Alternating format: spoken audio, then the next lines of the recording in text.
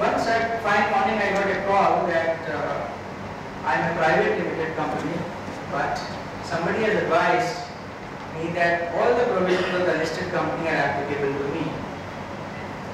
I said, yes, of course it's possible under the new act. How that's possible? One of the fundamental change, which has probably not taken more than a sentence in the entire Companies Act, but implications are wide, that the word share has been replaced by securities. And now the definition of listed company goes, any security which is listed. So even though there is no equity shares listed, but there is a private company which has issued NCDs or debentures or bonds which are listed and traded on BSE or NSE wholesale debt market, those companies have now the listed company status, and all the provisions of the Companies Act applicable to listed company apply mutatis mutandis to those private limited companies. So we should be very careful whenever we deal with any private company. We should never assume that it's a private company. One of the first checkpoint probably would be whether the private company has got some securities listed on its stock exchange. If that be the case, then that is not a private company for the purpose of applicability of the Companies Act. Maximum 2 layers of subsidiaries. I had it very from one of the very reputed company where they are implementing Companies Act, that they have 2 layers of investment subsidiaries, purely holding companies, let's say Luxembourg and let's say Singapore. Third is in, let's say, UK, which is an operating company, and the UK again has got 2 more layers of investment companies. And finally, the Indian holding company has to infuse funds in the 5th layer of company to make some business expansion. So the question is, how do we interpret these 2 layers of investment subsidy? Does it end at the operating level, because finally the money goes from India to Luxembourg to Singapore to, let's say, UK, but UK is an operating company.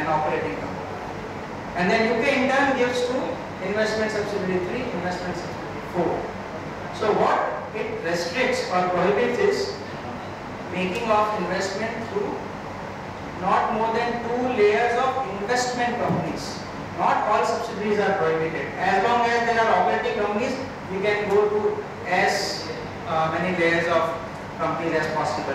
So we need to very clearly see what is investment company and to what extent we can substantiate that that is not an investment company but an operating company. So that's one info I thought I will share with you. Private company. Other day I was making some surplus in mutual funds, as we often do. And suddenly the company secretary came and told that wait a minute, we need to pass a resolution. I said, for mutual fund in our merchant banking entity, and what is the relevance? But that's how it is.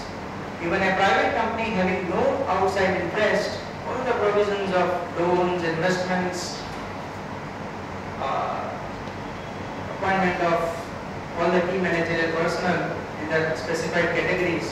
So all those provisions are now applicable to private companies also.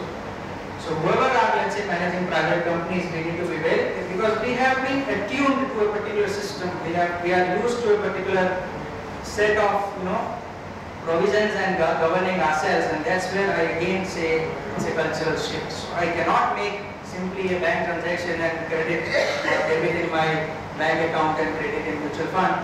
I need to have a resolution passed, not only at the board level. I need to file that board resolution with ROC within 13 days. I need to have an extraordinary general meeting called. I need to pass a resolution, and I need to see my limits, even though I am a private company, and then only I can make investment in mutual funds or any such investments.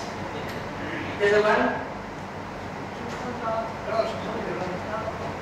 Yeah, I mean there's a continuing debate, but the way we have taken interpretation while working in some of the companies is that they are body corporates.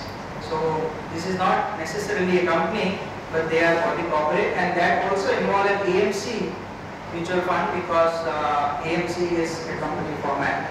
So they might as well do this formality even for mutual funds.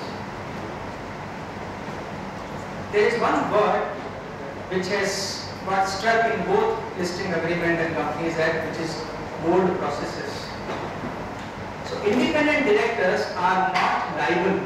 Fortunately, this provision has finally come in the Companies Act, because there are a lot of representations that how come independent directors be treated on par with executive directors?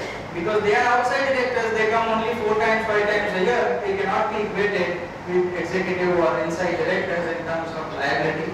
And finally, there is a provision in the Companies Act that independent directors shall not be liable unless they are informed or they are aware through board processes. So what is this board processes?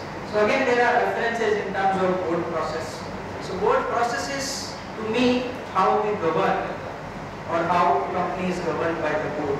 It could be as micro as minutes resolution as possible, or it could be as macro as, let's say, strategy meet or management overview or involvement. So we need to be very sure in terms of what board processes are established and practiced in the company concerned, and what all are implications or pros and cons arising out of those board processes. Related party is a subject in itself, and I am sure the speakers slated to discuss this topic will develop on those technical points in the sessions, specific sessions. But the point is, again, we have a particular set of provision in the Companies Act which talks of related party transactions in terms of specific transactions covered in the section 188 of the 2013 Act. They say that if you are on arm's length, if that's an ordinary course of business, again, those are two separate discussion in itself, and we can spend hours on what is ordinary course and what is arm's length, but be it as may. Listing agreement goes beyond this, and they say that irrespective of whether this is on arm's length or not, you need to make all the related parties subject to your prior approval of the audit committee and board. And that's where I think some of the industry bodies and chambers have gone back to SEBI, that look, SEBI, it's not possible for a company of, let's say, size of Reliance, Tata, Birla, Hindustan Lever to seek prior approval of audit committee for any related party transactions without any material limit. Even if it's 1,000 or lakhs of small transaction, I cannot call my audit committee and seek prior approval. And that's where I think I understand that probably we can expect some kind of amendment or modification in clause 49 before the same becomes effective from 1st of October. Another major change is concept of interested shareholder. So far, we have had this concept of interested director. That in a board meeting, if a particular person or director is interested, he or she cannot or should not participate in board.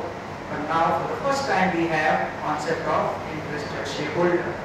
There are a lot of queries and questions, many of them remain unanswered, in terms of, let's say, there is a JV transaction, and one of the JV, or let's say all the JV partners are interested, and since interested shareholder cannot participate, then who will approve?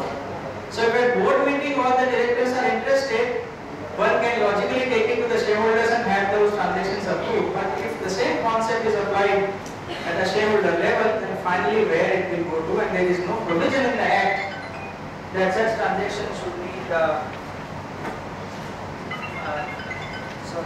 such transaction would need government approval or some such kind of